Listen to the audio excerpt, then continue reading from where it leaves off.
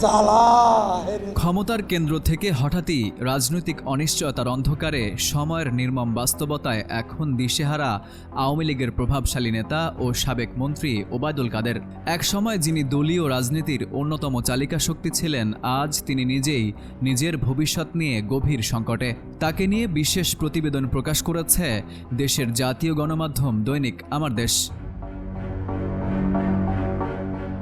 ঘনিষ্ঠ সূত্রের বরাত দিয়ে প্রতিবেদনে উল্লেখ করা হয়, কলকাতার নিউ টাউনের একটি বিলাসবহুল ফ্ল্যাটে কাটছে ওবায়দুল কাদেরের দিন।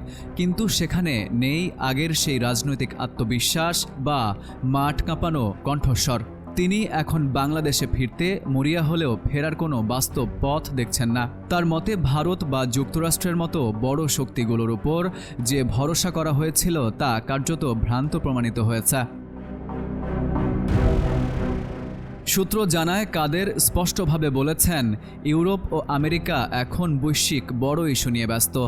আওয়ামী লীগ বা এর নেতাদের ক্ষমতায় ফেরানো তাদের কাছে একেবারেই গুরুত্বহীন বিষয়। এই উপলব্ধি থেকেই তার কণ্ঠে ক্ষোভ আর হতাশা প্রকাশ পাচ্ছে। দলীয় বিপর্যয়ের জন্য নিজের দলকেই দায়ী করছেন কাদের। তার ভাষ্য, শেখ হাসিনার একক শক্তিতেই এতদিন আওয়ামী লীগ চলেছে। অন্য নেতারা দায়িত্বশীল ভূমিকা পালন করেননি। ফলে দল আজ এমন সংকটে পড়েছে, কার্যক্রম নিষিদ্ধ হওয়ার পর আওয়ামী লীগের ঘুরে দাঁড়ানোর সম্ভাবনা নিয়েও তিনি সংশয় প্রকাশ করেছেন। আওয়ামী লীগের ভবিষ্যৎ অন্ধকার দেখছেন দলটির সাধারণ সম্পাদক। Farid U Ahmed, IBTV USA।